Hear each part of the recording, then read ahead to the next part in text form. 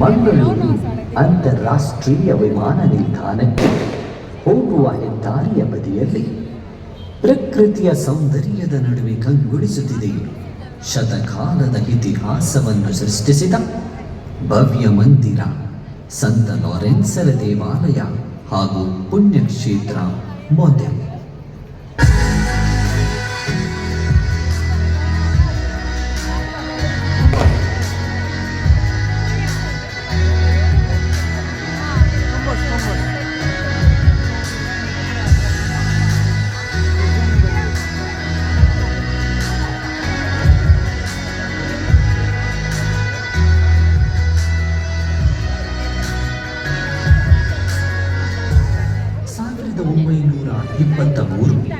ಮೇ 1 ತಾರೀಕಿನಂದು ಮಂಗಳೂರಿನ ಮಿಲಾಗ್ರಿಸ್ ಚರ್ಚಿನ ಭಾಗವಾಗಿದ್ದ ಬೋಂದೆಲನ್ನು ಸ್ವತಂತ್ರ ಧರ್ಮ ಕೇಂದ್ರ ಎಂದು ಘೋಷಣೆ ಮಾಡಿದಾಗ ಮಾತೃ ಚರ್ಚಿನಿಂದ ಬೇರ್ಪಟ್ಟ ಶೋಕದ ಅನುಭವ ಆಗಿರಬಹುದು. ಆದರೆ 100 ವರ್ಷಗಳ ನಂತರ 2024 ನವೆಂಬರ್ 18ನೇ ಈ ದಿನ ನವೀಕೃತ ಭವ್ಯ ಮಂದಿರದ ಉದ್ಘಾಟನೆ ಹಾಗೂ ಶತಮಾನೋತ್ಸವದ ಆಚರಣೆಯ ಈ ಸುದಿನವು ಚರಿತ್ರೆಯ ಪುಟದಲ್ಲಿ ಅಚ್ಚಳಿಯದೆ ಉಳಿಯುವಲ್ಲಿ ಯಾವುದೇ ಸಂಶಯವಿಲ್ಲ. ಹಾಗಾದರೆ ಪ್ರಿಯರೇ, ಬನ್ನಿ ಈ ಭವ್ಯ ಮಂದಿರದ ದಿವ್ಯ ಇತಿಹಾಸ ಹಾಗೂ ಗತ ಪರಂಪರೆಯ ಪಕ್ಷಿ ನೋಟವನ್ನು ವೀಕ್ಷಿಸೋಣ. 1865ರಲ್ಲಿ ಬೋಂದೆಲ್ ಪರಿಸರವು ಸುಂದರ ಪ್ರಕೃತಿಯ ನಾಡು, ಎಲ್ಲೆಂದರಲ್ಲೂ ಹಚ್ಚ ಹಸಿರು. ಪ್ರಕೃತಿಯ ಸೌಂದರ್ಯಕ್ಕೆ ಮಾರು ಹೋದ ಅಂದಿನ ಮಿಲಾಗ್ರಿಸ್ ಚರ್ಚಿನ ಧರ್ಮಗುರುಗಳಾದ ಅಲೆಕ್ಸಾಂಡರ್ ದುಬೇರ್ ಅವರು ಇದನ್ನು ಫ್ರೆಂಚ್ ಭಾಷೆಯಲ್ಲಿ ಬೋನ್ವೆಲ್ ಅಂದರೆ ಸುಂದರ ಕಣಿವೆ ಎಂದು ಕರೆದರು. ಇದೇ ಬೋನ್ವೆಲ್ ಈಗ ಬೋಂದೆಲ್ ಆಗಿ ಕರೆಯಲ್ಪಡುತ್ತಿದೆ. ಸ್ವತಂತ್ರ ಧರ್ಮ ಕೇಂದ್ರ ಎಂದು ಅಧಿಕೃತವಾಗಿ ರಚನೆ ಆಗುವ ಮುಂಚೆ ಪಚ್ಚನಾಡಿ, ಮೂಡುಶೆಡ್ಡೆ ಹಾಗೂ ಪದವು ಗ್ರಾಮಗಳು ಮಿಲಾಗ್ರಿಸ್ ಚರ್ಚಿನ ಭಾಗಗಳಾಗಿದ್ದವು. ಆ ಕಾಲದಲ್ಲಿ ಜನರು ಸುಮಾರು 6ರಿಂದ 7 ಮೈಲು ದೂರದ ಮಿಲಾಗ್ರಿಸ್ ಅಥವಾ ರೊಸಾರಿಯೋ ಚರ್ಚಿಗೆ ಕಾಲು ದಾರಿಯಲ್ಲಿ ಹೋಗಬೇಕಾಗಿತ್ತು. ಇದನ್ನು ಮನಗಂಡ ಆಗಿನ ಮಿಲಾಗ್ರಿಸ್ ಚರ್ಚಿನ ಧರ್ಮಗುರುಗಳಾದ 1ನೇ ಗುರು ಲೂಯಿಸ್ ಫರ್ನಾಂಡ್ ರವರು ಪಚ್ಚನಾಡಿ ಗ್ರಾಮದ ಬಂಗೀರ್ ಸೀಮೆ ಎಂಬ ಜಾಗದಲ್ಲಿ ಕೃಷಿ ತೋಟದ ಮಧ್ಯದಲ್ಲಿ ಸಣ್ಣದೊಂದು ಹುಲ್ಲಿನ ಚಾವಣಿಯ ಪ್ರಾರ್ಥನಾಲಯವನ್ನು ಕಟ್ಟಿಸಿದರು. ಅಲ್ಲಿಯೇ ಸ್ವರ್ಗಸ್ಥರಾದ ಧರ್ಮ ಕೇಂದ್ರದ ಭಕ್ತಾದಿಗಳಿಗೆ ಜಾಗದಲ್ಲಿ ದಫನ ಮಾಡುವ ವ್ಯವಸ್ಥೆಯೂ ಇತ್ತು. 1908ರಲ್ಲಿ ಮದ್ರಾಸ್ ಸರ್ಕಾರದಿಂದ ಮಂಜೂರಾದ ಸಣ್ಣ ಶಾಲೆಯೂ ಕೂಡ ನಿರ್ಮಿಸಲಾಗಿತ್ತು. ಜನರು ಆರ್ಥಿಕವಾಗಿ ಬಡವರಾಗಿದ್ದರೂ ವಿಶ್ವಾಸದಲ್ಲಿ ಹಾಗೂ ಆಧ್ಯಾತ್ಮಿಕವಾಗಿ ಬಹಳ ಸಿರಿವಂತರಾಗಿದ್ದರು. ಇದನ್ನು ಅರಿತ ಮಿಲಾಗ್ರಿಸ್ ಚರ್ಚಿನ ಧರ್ಮಗುರುಗಳು ಅತಿವಂದನೀಯ ಮೊನ್ಸಿಂಜೋರ್ ಫ್ರಾಂಕ್ ಪಿರೇರರವರು 1913ರಲ್ಲಿ ಪ್ರಸ್ತುತ ಚರ್ಚ್ ಇರುವ ಈ ಜಾಗದಲ್ಲಿ ಪ್ರಾರ್ಥನಾಲಯವನ್ನು ಸ್ಥಳಾಂತರಗೊಳಿಸುವುದರ ಜೊತೆಗೆ ಶಾಲೆಯನ್ನು ಸ್ಥಳಾಂತರಗೊಳಿಸಿದರು. ಬಲಿಪೂಜೆಗಾಗಿ ಹುಲ್ಲಿನ ಚಾವಣಿಯ ಗುಡಿಸಲನ್ನು ನಿರ್ಮಿಸಿದರು.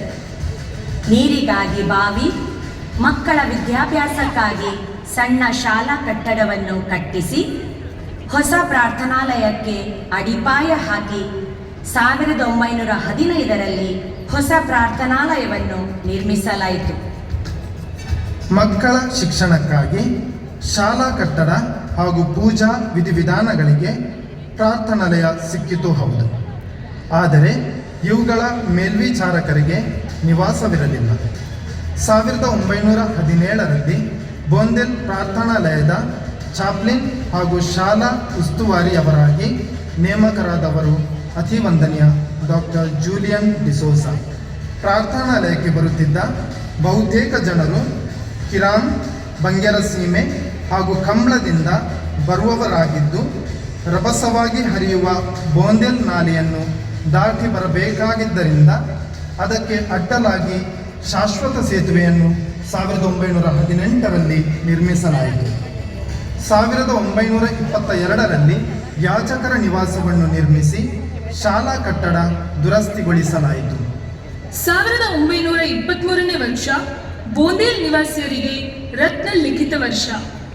ಆಗಿನ ಮಂಗಳೂರು ಧರ್ಮ ಪ್ರಾಂತ್ಯದ ಧರ್ಮಾಧ್ಯಕ್ಷರಾದ ಅತಿ ವಂದನೀಯ ಪಾವ್ ಪೆರಿನಿಯವರು ಬೋಂದೇಲ್ ಪರಿಸರದಲ್ಲಿ ಆದ ಪ್ರಗತಿಯನ್ನು ಮನಗಂಡು ಮಿಲಾಗ್ರಿಸ್ ಚರ್ಚ್ನ ಭಾಗವಾಗಿದ್ದ ಅಚ್ಚುಕೋಡಿ, ಬಂಗೇರ್ ಸೀಮೆ, ಕಿರಾಮ್, ಕಂಬ್ಳ, ಫರ್ಲಾ ಹಾಗೂ ಹಲ್ತೋ ಈ 6 ವಾಳ್ಯಗಳನ್ನು ಸೇರಿಸಿ ಮೇ 1 ತಾರೀಕು 1923ರಲ್ಲಿ ಬೋಂದೇಲ್ ಅಧಿಕೃತವಾಗಿ ಚರ್ಚ್ ಎಂಬ ಡಿಕ್ರಿಯನ್ನು ನೀಡಿದರು ಹಾಗೂ ಈ ಚರ್ಚ್ ಅನ್ನು ಸಂತ ಲಾರೆನ್ಸರ ನಾಮಧೇಯಕ್ಕೆ ನೀಡಲಾಯಿತು.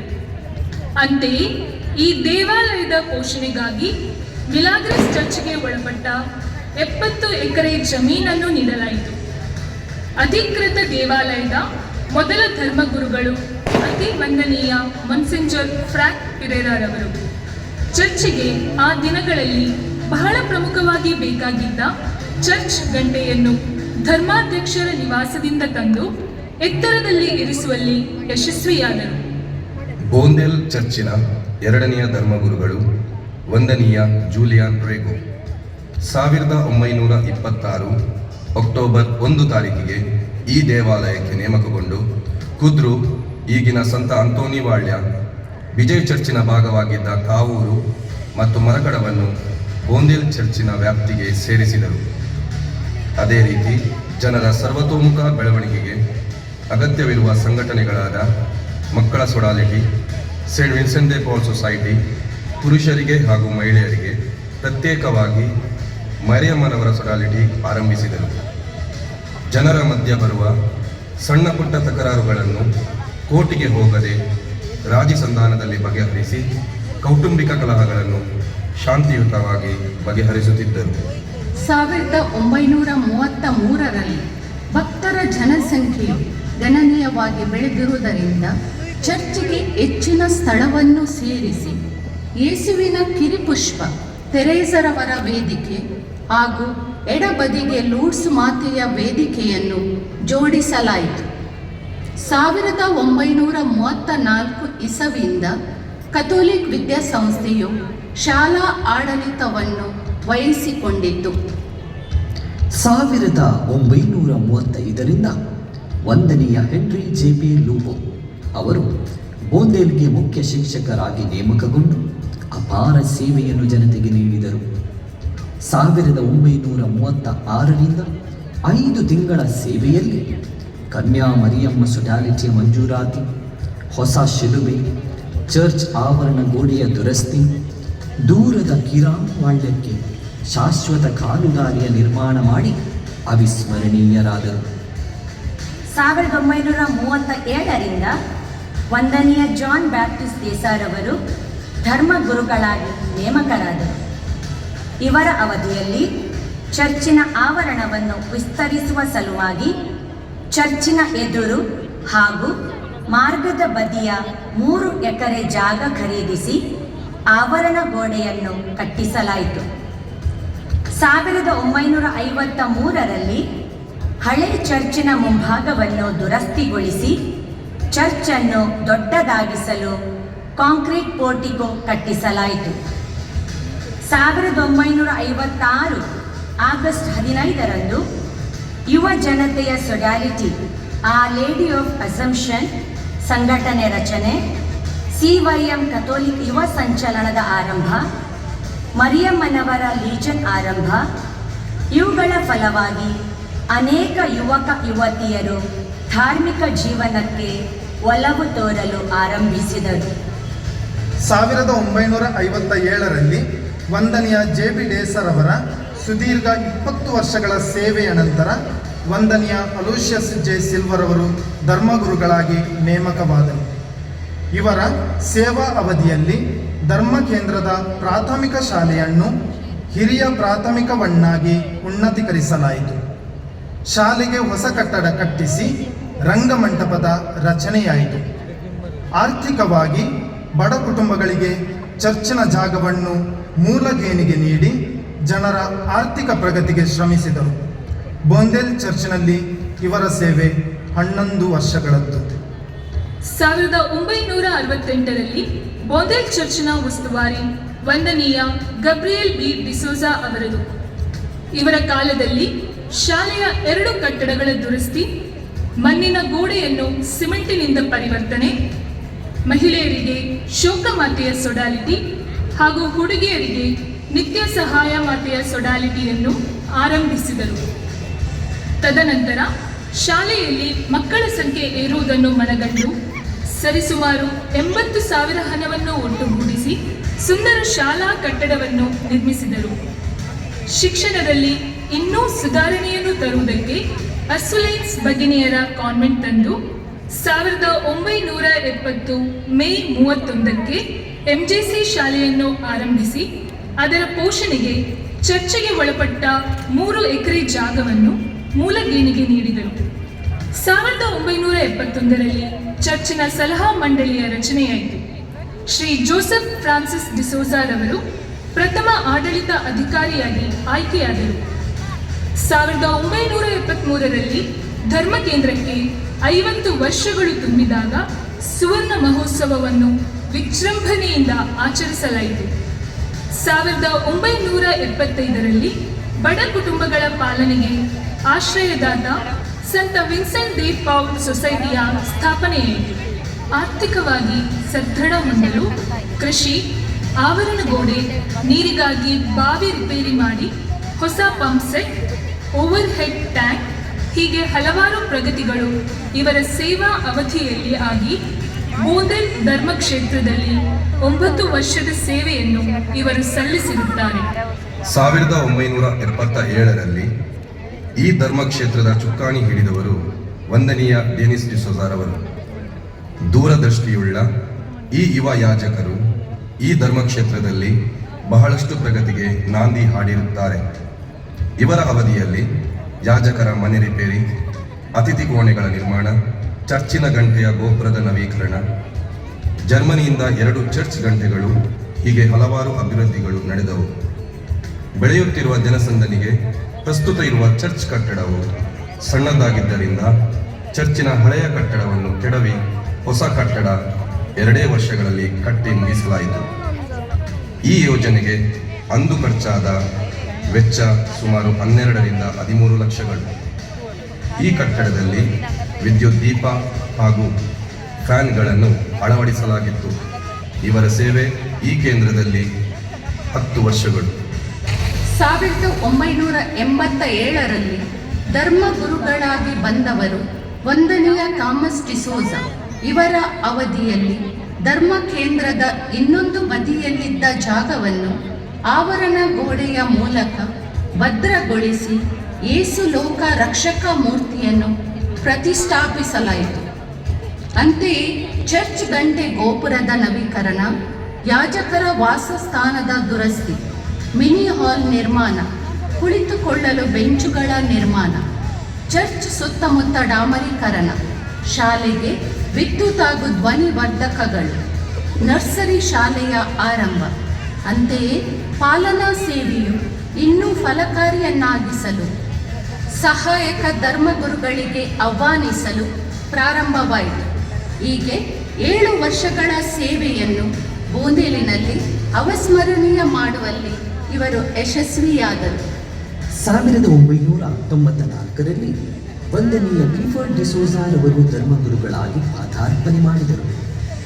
ಇವರ ಸೇವಾ ಅವಧಿಯಲ್ಲಿ ಚರ್ಚಿನ 75 ವರ್ಷದ ಅಮೃತ ಮಹೋತ್ಸವದ ಆಚರಣೆ, ವಾಳ್ಯಗಳಲ್ಲಿ SCC ರಚನೆ ಹಾಗೂ ಜನಸಾಮಾನ್ಯರ ಮುಂದಾಳುತ್ವಕ್ಕೆ ಪ್ರೋತ್ಸಾಹ, SMO ಸಮಿತಿಯ ರಚನೆ, CYM ಯುವಜನರ ಸಮಿತಿಯಲ್ಲಿ ಮರುಜೀವ, ಶಾಲಾ ಮಕ್ಕಳಿಗೆ ಹಾಗೂ ಶಿಕ್ಷಕರಿಗೆ ಭೇಟಿ ಮಾಡಿ ಮಾರ್ಗದರ್ಶನ ಹಾಗೂ ಧರ್ಮ ಕೇಂದ್ರದಿಂದ ಪ್ರಕಟಿಸಲ್ಪಡುವ ಬೋಂದೇಲ್ ಚೆ ಬೋಂದೇಲ್ ಮಾಸಿಕವನ್ನು ಆರಂಭಿಸಿದ ಇವರು ಬರೋಬ್ಬರಿ 2 ವರ್ಷ 10 ತಿಂಗಳು ಈ ಧರ್ಮ ಕೇಂದ್ರದಲ್ಲಿ ಸೇವೆ ಸಲ್ಲಿಸಿರುತ್ತಾರೆ.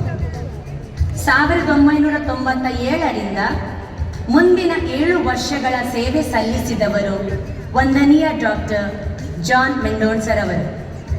ಇವರ ಆಗಮನದ ಆರಂಭದಲ್ಲಿ ಧರ್ಮ ಕೇಂದ್ರದ ಅಮೃತೋತ್ಸವದ ಆಚರಣೆಯೂ ಕಾದಿತ್ತು. ಇವರ ಕಾಲದಲ್ಲಿ ನಿಯಮಾನುಸಾರ ಪಾಲನಾ ಸಮಿತಿಯ ರಚನೆ, ಬಡ ಕುಟುಂಬಗಳಿಗೆ 6 ಮನೆಗಳನ್ನು ಕಟ್ಟಿಸಿಕೊಡಲಾಯಿತು. ಆಂಗ್ಲ ಮಾಧ್ಯಮ ಶಾಲೆಯನ್ನು ಪ್ರಾರಂಭಿಸಿ ಶಿಕ್ಷಣ ಕ್ರಾಂತಿಯನ್ನು ತಂದರು. 2004ರಲ್ಲಿ ಹೊಸದಾಗಿ ನೇಮಕರಾದವರು ವಂದನೀಯ ಅಂತೋಣಿಶರ್. ನಗುಮುಖದ ಕ್ರಿಯಾಶೀಲರಾದ ಇವರ ಅವಧಿಯಲ್ಲಿ ಆಂಗ್ಲ ಮಾಧ್ಯಮ ಶಾಲೆಗೆ ಬರಬೇಕಾಗಿರುವ LKG, UKG ತರಗತಿಗಳನ್ನು ಆರಂಭಿಸಲಾಯಿತು. ತರಗತಿಗಳನ್ನು ನಡೆಸಲು ಬೇಕಾದ ಸುಸಜ್ಜಿತ ಶಾಲಾ ಕಟ್ಟಡವನ್ನು ಕಟ್ಟಲಾಯಿತು. ಅಂತೆಯೇ ಧರ್ಮ ಕೇಂದ್ರದ ಮೇಲ್ಛಾವಣಿಯ ದುರಸ್ತಿ, ಪೇಂಟಿಂಗ್ ಕೆಲಸ, ಯಾಜಕರ ವಾಸಸ್ಥಾನದ ದುರಸ್ತಿ, ಧರ್ಮ ಕೇಂದ್ರದ ಮುಂಭಾಗದಲ್ಲಿ ಸಂತ ಲಾರೆನ್ಸರ ಹಾಗೂ ಬಾಲ ಯೇಸುವಿನ ಮೂರ್ತಿಯ ಪ್ರತಿಷ್ಠಾಪನೆ, ಕಲ್ಲಾಪುನಲ್ಲಿರುವ ಶಿಲುಬೆಯ ಶಿಖರದಲ್ಲಿ ದುರಸ್ತಿ ಮಾಡಿ, ತಪಸ್ಸು ಕಾಲದಲ್ಲಿ ಶಿಲುಬೆಯ ಹಾದಿ, ಶಾಲಾ ಮೈದಾನದ ದುರಸ್ತಿ, ಅತಿ ಅಗತ್ಯವುಳ್ಳ ಬಡ ಕುಟುಂಬಗಳಿಗೆ ವೈದ್ಯಕೀಯ ನೆರವು ನೀಡುವುದಕ್ಕೆ ಆರೋಗ್ಯ ನಿಧಿಯನ್ನು ಆರಂಭಿಸಲಾಯಿತು. ಬೋಂದೇಲ್ ಚರ್ಚಿನಲ್ಲಿ ಸಕ್ರಿಯವಾಗಿ 7 ವರ್ಷದ ಅಪೂರ್ವ ಸೇವೆಯನ್ನು ಇವರು ಸಲ್ಲಿಸಿದರು. 2011ರಲ್ಲಿ ಈ ಧರ್ಮ ಕೇಂದ್ರಕ್ಕೆ ಆಗಮಿಸಿದವರು ವಂದನೀಯ ಗುರು ಆಂಡ್ರೂ ಡಿಸೋಜಾ ಇವರು. ಇವರ ಆಗಮನದ ನಂತರ ಆರಾಧನಾ ಕೊಠಡಿಯ ನಿರ್ಮಾಣವಾಯಿತು. ಧರ್ಮಕ್ಷೇತ್ರದ ಎದುರಿನ ಶಿಲುಬೆಯ ನಿರ್ಮಾಣ, ಚರ್ಚಿನ ಬದಿಯಲ್ಲಿ ಮಂಟಪದ ನಿರ್ಮಾಣ, ಸುರಕ್ಷತೆಗಾಗಿ CC ಕ್ಯಾಮೆರಾದ ಅಳವಡಿಕೆ, ಹೊಸ 2 ಜನರೇಟರ್ಸ್, ಚರ್ಚ್ ಸ್ಟಾಲ್, ಚರ್ಚ್ ಸಭಾಂಗಣಕ್ಕೆ ಹೊಸ ಟಾಯ್ಲೆಟ್ ನಿರ್ಮಾಣ, ಆರೋಗ್ಯ ನಿಧಿಯಿಂದ ಬಡ ಬಗ್ಗರಿಗೆ ಸಹಾಯ, ಶಿಕ್ಷಣ ನಿಧಿಯಿಂದ ಬಡ ಮಕ್ಕಳ ಶಿಕ್ಷಣ, 10ಕ್ಕೂ ಹೆಚ್ಚು ಬಡ ಕುಟುಂಬಗಳಿಗೆ ಮನೆ ನಿರ್ಮಾಣ. 1894ರಲ್ಲಿ ಈ ಧರ್ಮಕ್ಷೇತ್ರಕ್ಕೆ ಯೇಸುಸ್ವಾಮಿಯ ಶಿಲುಬೆಯ ಸಣ್ಣ ತುಂಡು ಇರುವ ಪುಣ್ಯ ಶಿಲುಬೆ ಇತ್ತಾದರೂ ಗಮನವಿಲ್ಲದೆ ಸಕ್ರೆಸ್ತಿಯ ಅಡಿಯಲ್ಲಿ ಕ್ಷುಲ್ಲಕವಾಗಿ ಇಡಲಾಗಿತ್ತು. ಈ ಪವಿತ್ರ ಶಿಲುಬೆಗೆ ಮರುಸ್ಥಾನವನ್ನು ನೀಡಲಾಯಿತು. ಇವರ ಮುಂದಾಳುತ್ವದಲ್ಲಿ ದೈವಿಕ್ ಅಮೃತ್ ಎಂಬ ಪತ್ರವು ನಡೆಯುತ್ತಿದ್ದುದರಿಂದ ಚರ್ಚಿನ ಮಾಸಿಕ ಪತ್ರಿಕೆ ಬೊಂದೆಲ್ಶೆ ಬೊಂದೆಲ್ ಪ್ರಗತಿ ಕಂಡಿತು. ಧರ್ಮ ಕೇಂದ್ರದ ಸರ್ವ ದಿಕ್ಕಿನಲ್ಲೂ ಪ್ರಗತಿಯ ಪತಾಕೆ ಹಾಕಿದ ಇವರು ಶಿಕ್ಷಣಕ್ಕೆ ಕೊಟ್ಟ ಕೊಡುಗೆ ಅವಿಸ್ಮರಣೀಯ. ಕನ್ನಡ ಮಾಧ್ಯಮದ ಕಟ್ಟಡವು ಬಹಳ ಹಳೆಯದ್ದಾಗಿದ್ದರಿಂದ ಕನ್ನಡ ಮಾಧ್ಯಮವನ್ನು ಆಂಗ್ಲ ಮಾಧ್ಯಮದ ಕಟ್ಟಡಕ್ಕೆ ಸ್ಥಳಾಂತರಗೊಳಿಸಿ ಆಂಗ್ಲ ಮಾಧ್ಯಮಕ್ಕೆ ಸುಸಜ್ಜಿತವಾದ ಆಧುನಿಕ ಶೈಲಿಯ ಕಟ್ಟಡವನ್ನು ಕಟ್ಟಿಸಿದ ಶಿಲ್ಪಿ ಇವರು. 7 ವರ್ಷಗಳ ನಿರಂತರ ಸೇವೆಯನ್ನು ಈ ಪರಿಸರದಲ್ಲಿ ಇವರು ನೀಡಿರುತ್ತಾರೆ. 2018ರಿಂದ ಈ ಪವಿತ್ರ ಭೂಮಿಯ ಮುಂದಾಳತ್ವ ವಹಿಸಿರುವವರು ವಂದನೀಯ ಆಂಡ್ರೂ ಲಿಯು ಡಿಸೋಜಾರವರು.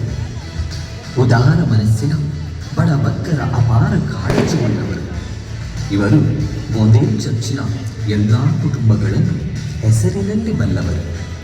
ಶತಮಾನೋತ್ಸವದ ಅಂಗವಾಗಿ ಇವರು ಹಮ್ಮಿಕೊಂಡಿರುವ ಯೋಜನೆಗಳಿಗೆ ಹಗಲಿರುಳು ಎನ್ನದೆ, ಆಯಾಸ ಆರೋಗ್ಯದ ಬರಿವಿಲ್ಲದೆ ಜನರ ಸಹಕಾರದಿಂದ ಮತ್ತು ಇವರ ನಿಸ್ವಾರ್ಥ ಸೇವೆಯ ಪ್ರತೀಕವೇ ಇಂದು ಆಶೀರ್ವಚನಗೊಂಡ ಬೃಹತ್ ದೇವಾಲಯ. ಸುತ್ತಮುತ್ತಲಿನ ಪರಿಸರ ಹಾಗೂ ಪೂರ್ಣಗೊಂಡ ಯೋಜನೆಗಳು. ಕೆಲವಷ್ಟೇ ಕುಟುಂಬಗಳೊಂದಿಗೆ ಆರಂಭಗೊಂಡ ಈ ಚರ್ಚಿನಲ್ಲಿ ಪ್ರಸ್ತುತ 1200ಕ್ಕೂ ಮೇಲು ಕುಟುಂಬಗಳು ಇದ್ದು, ಶ್ರೀ ಜಾನ್ ಡಿಸಿಲ್ವಾರವರು ಉಪಾಧ್ಯಕ್ಷರಾಗಿ ಧರ್ಮಗುರುಗಳ ಸೇವೆಯಲ್ಲಿ ಬೆನ್ನೆಲುಬಾಗಿ ನಿಂತಿರುತ್ತಾರೆ ಹಾಗೂ ಸಂತೋಷ್ ಬಿಸ್ಕಿಟ್ ಕಾರ್ಯದರ್ಶಿಗಳಾಗಿರುತ್ತಾರೆ. ಪ್ರಸ್ತುತ ಈ ಧರ್ಮ ಕೇಂದ್ರಕ್ಕೆ ಒಳಪಟ್ಟ 2 ಧಾರ್ಮಿಕ ಯಾಜಕರ ಮನೆಗಳೂ ಇವೆ. Sacred Heart Fathers and Brothers of Betharram, Missionary Society of Infant Jesus ಮನೆಗಳೂ ಇವೆ. ಅದೇ ರೀತಿ Mary Immaculate, Vijayamari, Infant Jesus, Veronica Vihar, Jyoti Nivas, Nazareth Nivas ಹಾಗೂ ಪ್ರಾರ್ಥನಾಲಯ ಧರ್ಮ ಭಗಿನಿಯರ ಮನೆಗಳು. ಅವರ ಅಪಾರ ಸೇವೆ ಧರ್ಮ ಕೇಂದ್ರಕ್ಕೆ ಲಭಿಸುತ್ತಿದೆ. ಧರ್ಮ ಕೇಂದ್ರದಲ್ಲಿ ಸಕ್ರಿಯವಾಗಿ ಕೆಲಸ ಮಾಡುತ್ತಿರುವ ಸಂಘಟನೆಗಳು, ಧರ್ಮ ಕೇಂದ್ರಕ್ಕೆ ಸಹಾಯ ಗುರುಗಳಾಗಿ ಸೇವೆ ಸಲ್ಲಿಸಿದ ಯಾಜಕರು, ಧರ್ಮ ಕೇಂದ್ರದಲ್ಲಿ ಉಪಾಧ್ಯಕ್ಷರಾಗಿ ಸೇವೆ ಸಲ್ಲಿಸಿದ ಮಹಾನೀಯರು, ಧರ್ಮ ಕೇಂದ್ರದಲ್ಲಿ ಕಾರ್ಯದರ್ಶಿಯಾಗಿ ಸೇವೆ ಸಲ್ಲಿಸಿದ ಮಹನೀಯರು, ಇವರ ವಿವರಗಳನ್ನು ಗೌರವಪೂರ್ವಕವಾಗಿ ತಿಳಿಯೋಣ. ಅವರ ಅಪಾರ ಸೇವೆ ಮತ್ತು ತ್ಯಾಗವನ್ನು ಸ್ಮರಿಸಿ ಈ ಶತಮಾನೋತ್ಸವದ ಕಾರ್ಯಕ್ರಮಕ್ಕೆ ಶುಭ ಹಾರೈಸೋಣ. ಧನ್ಯವಾದಗಳು.